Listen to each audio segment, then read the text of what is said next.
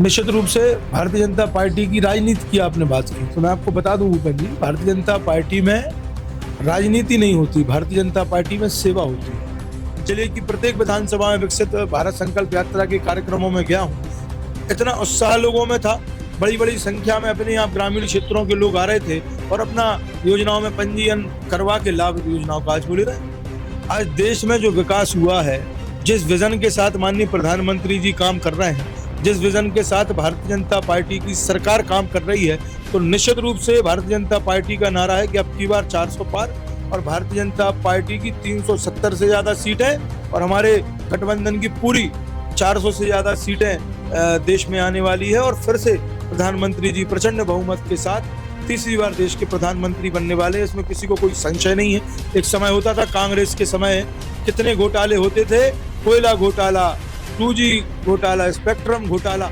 एक अगर ताकतवर नेतृत्व हो सकता है तो भारत के लोगों में इतनी ताकत होती है कि पूरी दुनिया का नेतृत्व अगर कोई कर सकता है तो भारत का ही व्यक्ति कर सकता है। कांग्रेस के राज्यसभा सांसद 200 करोड़ रुपए सिर्फ उनके यहाँ कैश मिला, काउंटिंग हुई तो फिर वो 350 करोड़ हो गया। तो ये भ्रष्टाचार नहीं है कांग्रेस का तो क्या है? ऐसी सैकड़ों विकास की गाथाएं हैं। आप रोड देख लीजिए सागर का, आप एलिवेटेड कॉरिडोर देख लीजिए सागर का, आप यूटीडी वाली रोड देख लीजिए, आप सागर का ऑडिटोरियम देख लीजिए। पहले था क्या भूपेंद्र जी से?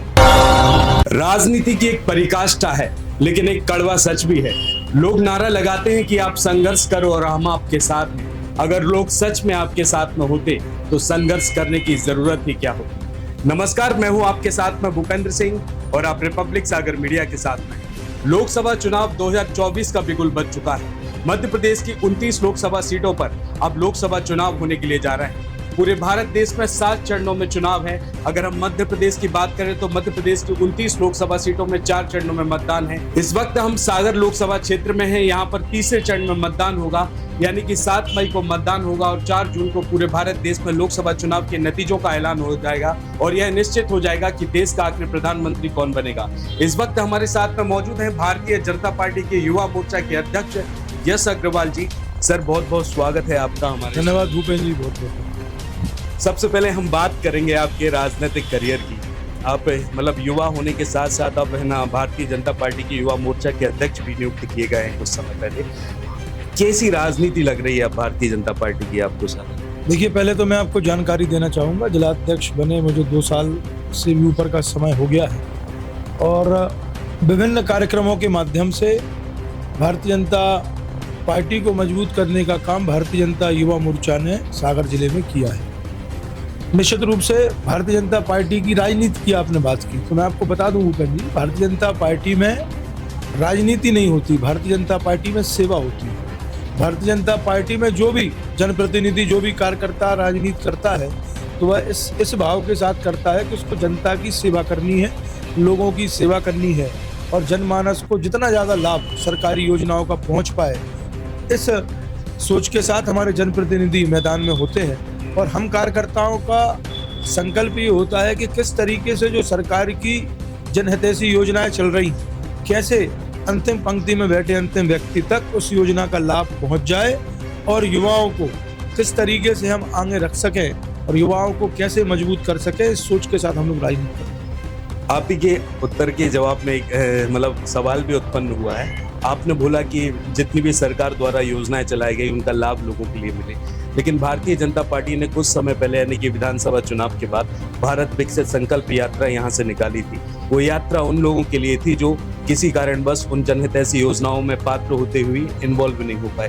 तो क्या अभी वो भारत विकसित संकल्प यात्रा के तहत भारतीय जनता पार्टी काम कर रही है कि जिनको योजनाओं का लाभ ना मिला हो और मिल जाए? मैं आपको जानकारी के लिए बता दूं भूपेंद्र जी, विकसित भारत संकल्प यात्रा इस सोच जो सोच आपने बताई, डेफिनेटली वही सोच थी कि ऐसे व्यक्ति जो किसी ना किसी योजना से छूट गए हैं। पहली बात तो आप ये समझिए, सबसे महत्वपूर्ण चीज क्या है कि आज भारतीय जनता पार्टी की केंद्र सरकार की और राज्य सरकार की इतनी सारी योजनाएं चल रही हैं।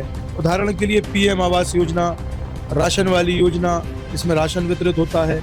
उसके बाद अगर हम बात करें लाडली लक्ष्मी योजना, लाडली बहना योजना, ऐसी सैकड़ों योजनाएं चल रही हैं। इन योजनाओं में एक व्यक्ति, पता चला कि कोई एक व्यक्ति है फला नाम का, उस व्यक्ति को भारतीय जनता पार्टी की सरकार की भारत सरकार की भी योजनाओं का लाभ मिल रहा है, 3 योजनाओं का। 3 योजनाओं का लाभ उनको राज्य सरकार की भी मिल रहा है। तो ऐसा मेरे हिसाब से कोई व्यक्ति नहीं रह गया जिसको जरूरत हो, जिसको आवश्यकता हो और वो योजना से वंचित हो। लेकिन ये माननीय प्रधानमंत्री जी का विजन है, ये माननीय प्रधानमंत्री जी की सोच है कि अगर कोई ऐसा व्यक्ति जो किसी दूसरी योजना का लाभ उसको नहीं मिल पा रहा हो, उदाहरण के लिए किसी व्यक्ति को पीएम आवास का लाभ मिल गया, उदाहरण के लिए किसी व्यक्ति को लाडली लक्ष्मी का लाभ मिल गया, उदाहरण के लिए किसी को लाडली बहना का लाभ मिल गया। अब ऐसी कोई एक योजना छूट गई जो व्यक्ति को नहीं पता थी, लाभार्थी है उसको नहीं पता थी कि ये योजना भी है, तो उस योजना में भी वो पात्र हो जाए, उस योजना का लाभ भी उसे मिल जाए। इस सोच के साथ माननीय प्रधानमंत्री जी ने विकसित भारत संकल्प यात्रा संपूर्ण देश भर में निकाली गई। और मैं समझता हूँ कि मैं खुद विभिन्न कार्यक्रमों में सागर नगर में भी गया, जिले की प्रत्येक विधानसभा में विकसित भारत संकल्प यात्रा के कार्यक्रमों में गया हूँ। इतना उत्साह लोगों में था, बड़ी बड़ी संख्या में अपने यहाँ ग्रामीण क्षेत्रों के लोग आ रहे थे और अपना योजनाओं में पंजीयन करवा के लाभ योजनाओं का आज बोले रहे। अब मैं लोकसभा चुनाव के लिए मुद्दे पर बात करूंगा। हालांकि भारतीय जनता पार्टी ने लोकसभा चुनाव के लिए रोड मैप तो काफी पहले ही बना लिया था विधानसभा चुनाव के बाद, और 2019 के लोकसभा चुनाव के बाद से ही रोड मैप तैयार कर रही थी। भारतीय जनता पार्टी के कई बड़े नेताओं ने और कार्यकर्ताओं ने एक नारा गढ़ा है कि इस बार लोकसभा चुनाव 2024 के लोकसभा चुनाव में वह 400 लोकसभा सीटें पार करेगी। तो ये कर पाएगी? डेफिनेटली कर पाएंगे। देखिए, मैं आपको बता दूं कि आज देश की परिस्थिति आप देखिए, आज देश में जो विकास हुआ है, जिस विजन के साथ माननीय प्रधानमंत्री जी काम कर रहे हैं, जिस विजन के साथ भारतीय जनता पार्टी की सरकार काम कर रही है, तो निश्चित रूप से भारतीय जनता पार्टी का नारा है कि अब की बार 400 पार। और मैं समझता हूँ इस नारे को आज जनता भी बोल रही है। भगवान का स्वरूप जिस जनता को हम लोग देते हैं, वो जनता भी बोल रही है कि माननीय प्रधानमंत्री जी फिर से देश के प्रधानमंत्री बनने वाले हैं और भारतीय जनता पार्टी की 370 से ज़्यादा सीटें और हमारे गठबंधन की पूरी 400 से ज़्यादा सीटें देश में आने वाली है। और फिर से प्रधानमंत्री जी प्रचंड बहुमत के साथ तीसरी बार देश के प्रधानमंत्री बनने वाले हैं। इसमें किसी को कोई संशय नहीं है, इसमें किसी को कोई चीज़ें नहीं है, किसी को कोई, मैं समझता हूँ कोई उसमें वो भी नहीं होगी, किसी मन में कन्फ्यूजन भी नहीं होगा कि ऐसा नहीं होने वाला। निश्चित रूप से प्रधानमंत्री जी फिर से प्रधानमंत्री बनेंगे, भाजपा की प्रचंड सरकार बनेगी। और मैं आपको आश्वस्त करना चाहता हूँ आपके चैनल के माध्यम से, इस बार का चुनाव देश की जनता लड़ रही है। देश की जनता ये समझ चुकी है कि माननीय प्रधानमंत्री जी ने, भारतीय जनता पार्टी की सरकार ने इन 10 सालों में भारत 5वीं सबसे बड़ी अर्थव्यवस्था बन गया है। एक समय होता था, कांग्रेस के समय कितने घोटाले होते थे, कोयला घोटाला, 2G घोटाला, स्पेक्ट्रम घोटाला। आज आपने 10 साल में कोई घोटाला सुना था? ये नहीं। हम लोगों का काम है कि पार्टी का, भारतीय जनता पार्टी की सोच है कि हर व्यक्ति तक विकास हो, हर व्यक्ति तक विकास पहुंचे, हर व्यक्ति को योजना का लाभ मिले। उस सोच के साथ हम लोग काम कर रहे हैं और इस चीज़ को देश की जनता भी समझ चुकी है और कांग्रेस की सोच को भी, कि कांग्रेस ने इन 60 सालों में सिर्फ देश को लूटा है, देश की जनता को मूर्ख बनाया है, ये भी देश की जनता समझ चुकी है। इस चीज़ से मैं बिल्कुल पूर्ण रूप से आश्वस्त हूँ। 2019 के लोकसभा चुनाव में भारतीय जनता पार्टी ने मध्य प्रदेश की 29 लोकसभा सीटों में से 28 लोकसभा सीट पर अपनी सत्ता काबिज की थी। छिंदवाड़ा ही लोकसभा सीट ऐसी थी जो भारतीय जनता पार्टी हार गई थी। इस बार विवेक बंटी साहू को वहां पर मैदान में उतारा है। हालांकि विधानसभा चुनाव में वो 2 बार हार चुके हैं वहां से।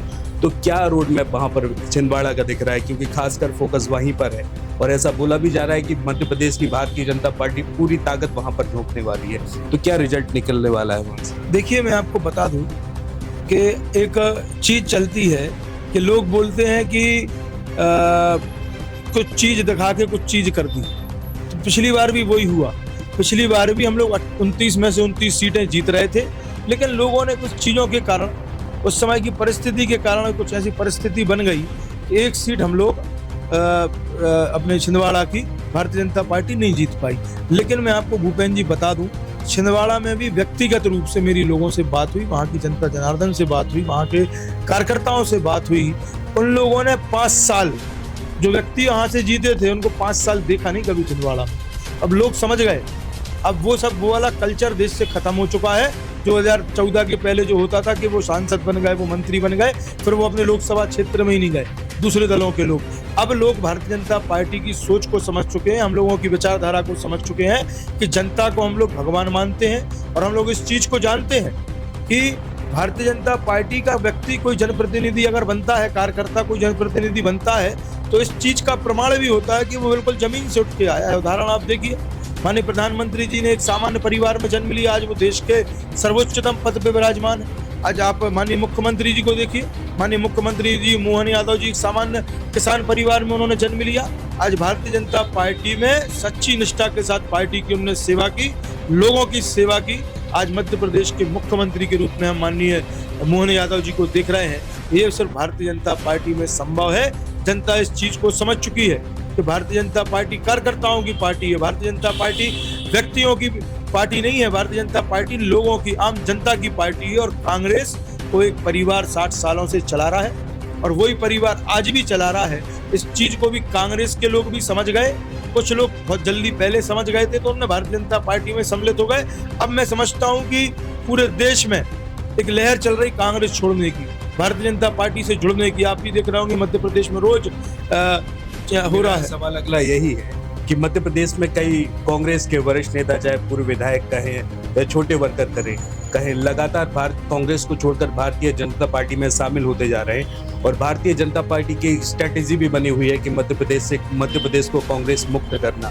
तो ऐसा आखिर हो क्यों रहा है कि कांग्रेस छोड़कर भारतीय जनता पार्टी में लगातार कई लोग आ रहे हैं? देखिए, कांग्रेस की विचारधारा को लोग पूर्णतः समझ चुके हैं। कांग्रेस ने विगत सालों में एक ऐसा भ्रम का माहौल पूरे देश में बना दिया कि लोगों को चीजें समझ नहीं आ रही थी। लेकिन अब जब से माननीय प्रधानमंत्री जी प्रधानमंत्री बने तो लोगों को ये विश्वास हुआ। कांग्रेस के समय में जब पहले के प्रधानमंत्री होते थे तो लोग मदद मांगने के लिए वो प्रधानमंत्री 2014 के पहले के अमेरिका के पास जाते थे कि पाकिस्तान हमें छेड़ रहा है, सीज फायर कर रहा है, हमारी रक्षा करो। आज समय ये आ गया कि माननीय प्रधानमंत्री जी के नेतृत्व में पाकिस्तान हमारे देश के सामने घुटना टेक होके बैठा है। आज माननीय प्रधानमंत्री जी अमेरिका जाते हैं, वहां का राष्ट्रपति उनके ऑटोग्राफ लेता है। अगर माननीय प्रधानमंत्री जी ऑस्ट्रेलिया जाते हैं, वहां का प्रधानमंत्री उन्हें बॉस करके संबोधित करता है।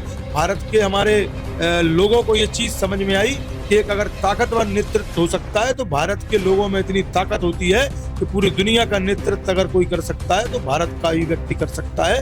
इस चीज का एहसास भी माननीय प्रधानमंत्री जी ने भूपेंद्र जी मैं समझता हूँ करवाया है। इस चीज को लोगों ने समझा है। कांग्रेस पार्टी के लोग भी इस चीज को समझ गए, कांग्रेस पार्टी भी के लोग भी इस चीज को समझ गए कि जब राम हमारे अग्रज, हमारे भगवान राम जी जब गगनचुंबी मंदिर में विराजे, जब उन्होंने राम मंदिर का स्वरूप देखा, उस चीज का विरोध कांग्रेसियों ने किया, उस चीज को स्वीकार कांग्रेसी नहीं कर रहे। तो उस चीज को जब कांग्रेस के मित्रों ने देखा होगा, एक छोटे कार्यकर्ता ने, एक बड़े कार्यकर्ता ने, एक बड़े पदाधिकारी ने देखा होगा, तो उसकी आत्मा में भी निश्चित रूप से कष्ट हुआ होगा। इसलिए आज ये एक और बड़ा रीजन है कि आज सब लोग कांग्रेस छोड़ के भारतीय जनता पार्टी में ज्वाइन कर रहे हैं। और एक बात मैं आपसे बिल्कुल बड़े हृदय के साथ कहना चाहता हूँ कि भारतीय जनता पार्टी कोई राजनीति के लिए दल, राजनीतिक गतिविधियों के लिए या सिर्फ राजनीति सत्ता पाना हम लोगों का उद्देश्य नहीं है। हम लोगों का उद्देश्य है लोगों की सेवा करना, और इसको लोग अब समझ गए हैं। इसलिए माननीय प्रधानमंत्री जी के नेतृत्व में पूरे कांग्रेस के बड़े बड़े लीडर्स भी अब भारतीय जनता पार्टी ज्वाइन कर रहे हैं। दल बदल की नीति को कई कांग्रेस के आला कमान इस नीति को लेकर ये आरोप लगा रहे हैं कि भारतीय जनता पार्टी केंद्र सरकार के द्वारा और राज्य सरकार के द्वारा सरकारी मशीनों का दुरुपयोग कर रही है। चाहे सेंट्रल ब्यूरो ऑफ इन्वेस्टिगेशन ले लो, एनफोर्समेंट डायरेक्टरेट ले लो, इनसे पहले कार्रवाई कराई जाती है, फिर डराया और धमकाया जाता है, फिर उनको जबरदस्ती पार्टी की सदस्यता दिलाई जाती है। तो इसमें कोई सच्चाई है क्या?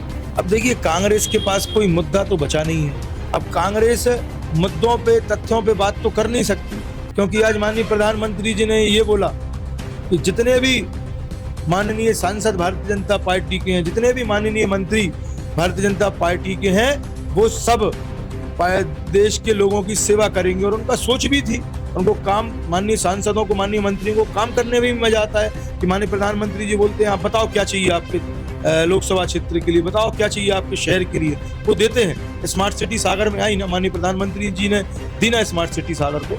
तो मैं इस चीज को आपको बता दूं कि कांग्रेस के पास कोई मुद्दा बचा नहीं है। अब उन्होंने कहा कि आप अभी देख लो, धीरज साहू जी के यहाँ 200 करोड़ रुपए कैश मिला, उसका कोई हिसाब धीरज साहू जी दे पाएगा? आप देश की जनता को मूर्ख बना रहे कांग्रेस के राज्यसभा सांसद। 200 करोड़ रुपए सिर्फ उनके यहाँ कैश मिला, काउंटिंग हुई तो फिर वो 350 करोड़ हो गया। तो ये भ्रष्टाचार नहीं है कांग्रेस का तो क्या है? अब बताइए, अब जिसके यहाँ 350 करोड़ रुपए, भूपेंद्र जी एक सामान्य बात है कॉमन सेंस की, 350 करोड़ रुपए कैश अगर किसी व्यक्ति के पास रखा है तो उसकी बिना नाम की संपत्ति कितनी होगी, उसके पास दूसरे एसेट्स कितने होंगे। तो ये सब कांग्रेस ने सिर्फ यही किया, कांग्रेस ने सिर्फ जनता को लूटा है, देश की जनता को मूर्ख बनाया है। और जो ये सब चीजें होती हैं तो जो लोग गलत हैं, जो भ्रष्टाचारी हैं, तो उन पर कार्रवाई तो होगी। और इस चीज की खुशी भी है देश की जनता को। कभी ये धीरज साहू जी जैसे लोगों का चरित्र चेहरा सामने आता है तो देश की जनता को खुशी होती है। अगर ये पैसा जो है वो देश की जनता का है।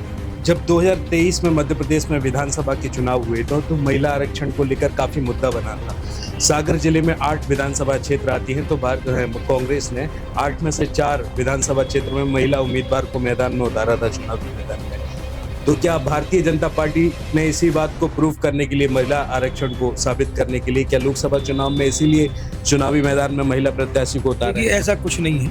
मैं आपको बता दूं कि श्रीमती लता वानखेड़े जी जो हमारे सागर लोकसभा की प्रत्याशी हैं, वो भारतीय जनता पार्टी की बहुत पुरानी कार्यकर्ता है।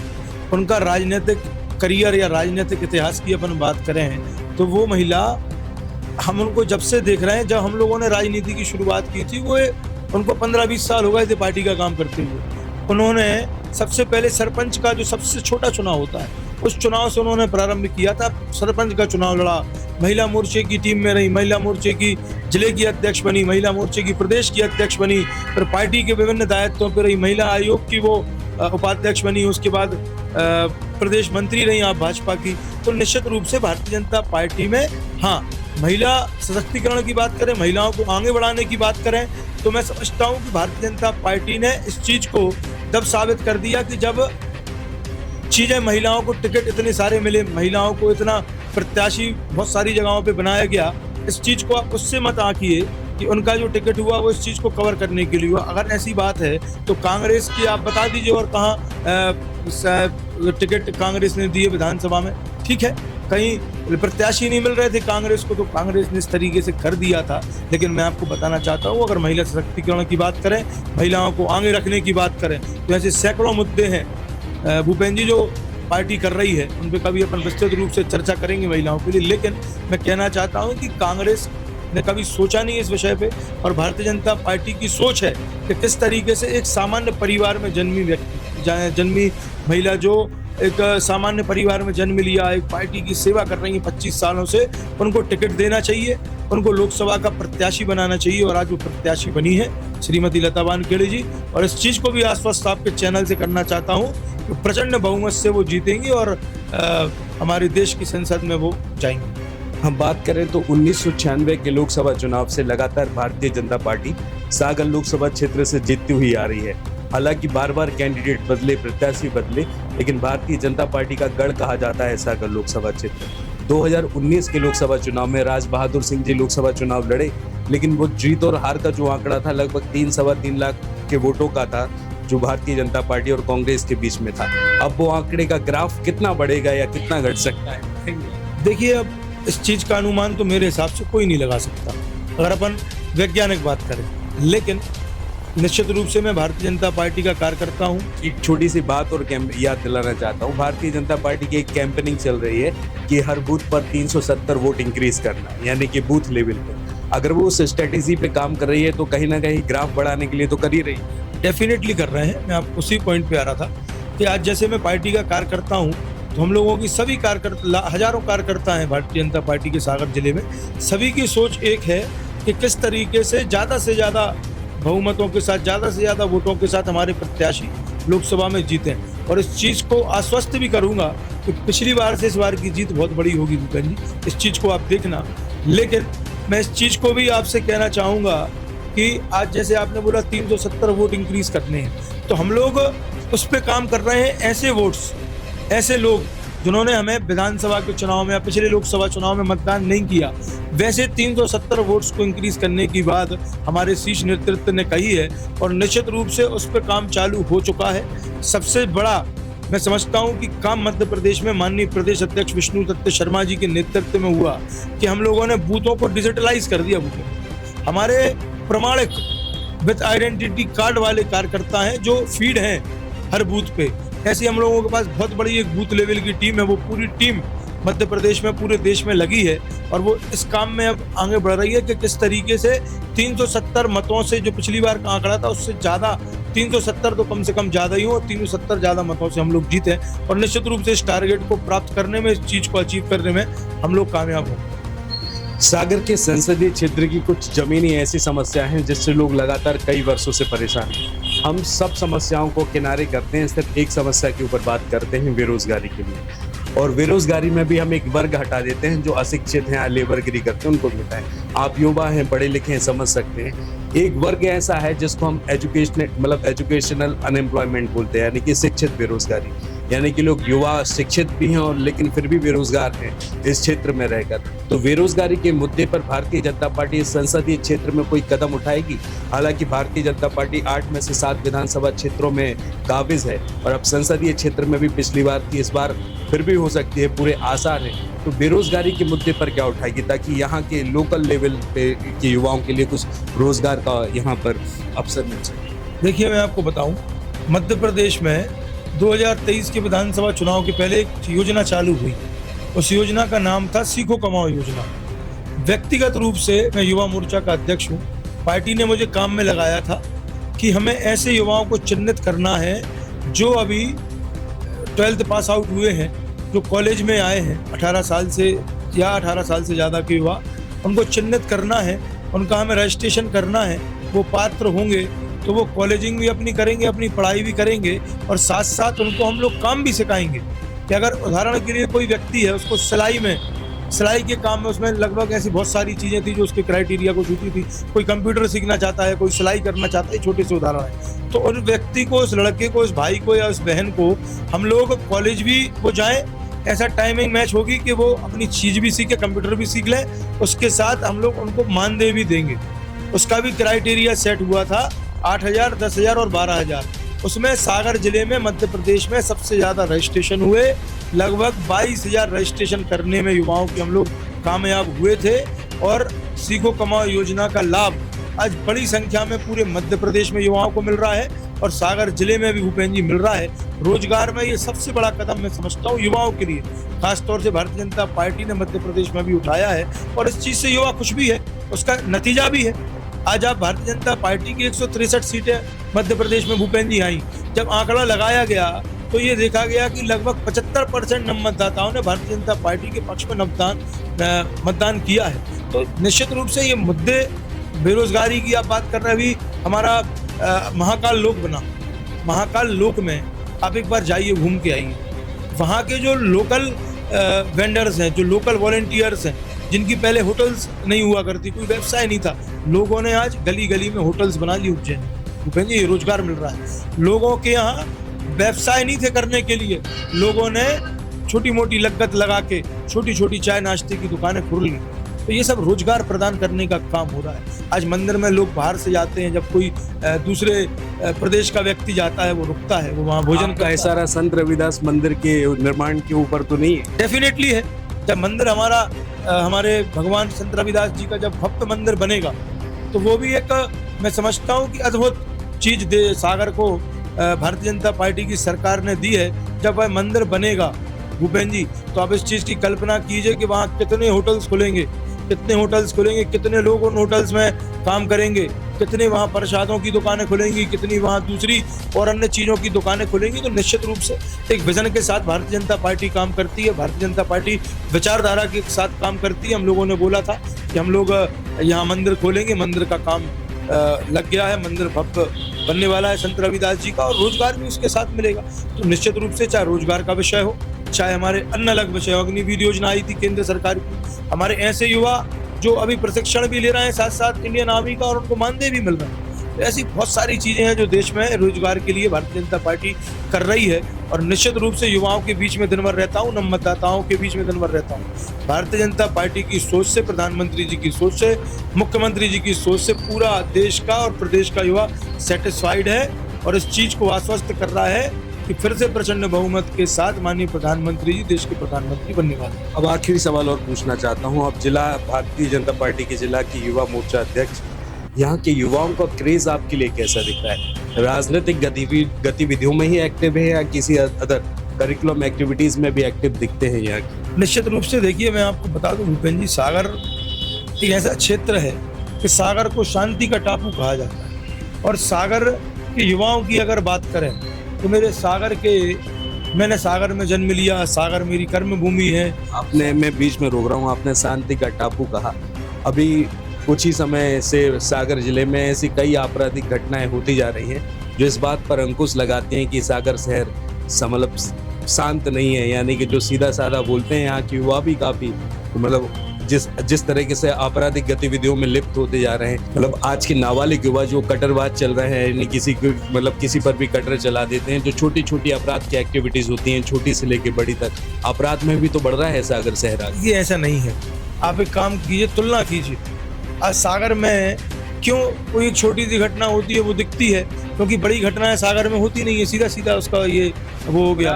अपराध तो सब जगह होते हैं, अपराध को रोकना तो संभव नहीं है, लेकिन अंकुश लगाने के लिए आप युवा मोर्चा के अध्यक्ष होने के नाते कोई कैंपेनिंग चलाएंगे? बिल्कुल, कैंपेनिंग चलाई भी है और हम लोग चलाते भी, और ये सोच रहती है हम लोगों की कि कोई भी किसी भी प्रकार का युवा हमारा साथी अपराध की तरफ ना जाए। और सागर को शांति का टापू भूपेन जी बोला है, तो सागर शांति का टापू है। आज सागर का युवा, आप इस चीज को आज समझिए कि आज सागर का युवा कितना आगे बढ़ रहा है खेल में, आज सागर का युवा कितना आगे बढ़ रहा है कई अदर चीजों में, है ना। तो निश्चित रूप से सागर की युवाओं के लिए अगर बात करें, सागर में आप बोल रहे हैं ये कोई आपराधिक गतिविधियों की बात करें तो छोटे मोटे कोई मामले होते हैं, वो हर जगह होते हैं, है ना।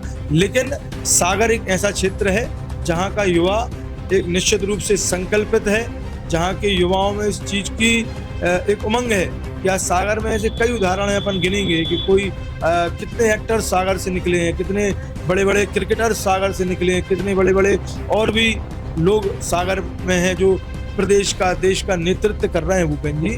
तो निश्चित रूप से सागर की अगर बात करेंगे तो सागर मेरी भी जन्मभूमि है, कर्मभूमि है, यहीं जन्म हुआ है और यहीं से सब चीज़ें होंगी।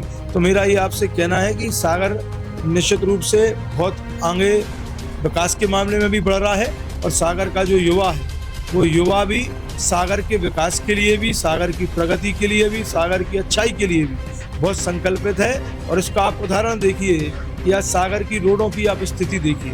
आज सागर में जब भारतीय जनता पार्टी का विकास चला, जब भारतीय जनता पार्टी ने विकास किया, तो भूपेन जी आप जब लौट के भी जाएं तो आप देखना कि हमारे शहर में भी अब लोग युवा इतना जागरूक हो गया है कि अब गंदगी आपको ज़्यादा मिलेगी नहीं, सफाई की ज़्यादा आवश्यकता पड़ती नहीं है। तो ये प्रेम किस चीज़ का है? ये अपने सागर से ही तो युवाओं का प्रेम है। तो निश्चित रूप से सागर का युवा सागर को प्रेम करता है और आज तक इस चीज़ को बोलने में गर्व महसूस करता है कि हमारे सागर से अच्छा कोई जिला नहीं है, सागर से अच्छा कोई शहर नहीं है। इस साक्षात्कार के अंतिम पड़ाव में मैं एक आखिरी प्रश्न करूंगा। सागर अभी पूरे देश में लोकसभा चुनाव चल रहा है, सागर में भी पूरी सरगर्मी चल रही है।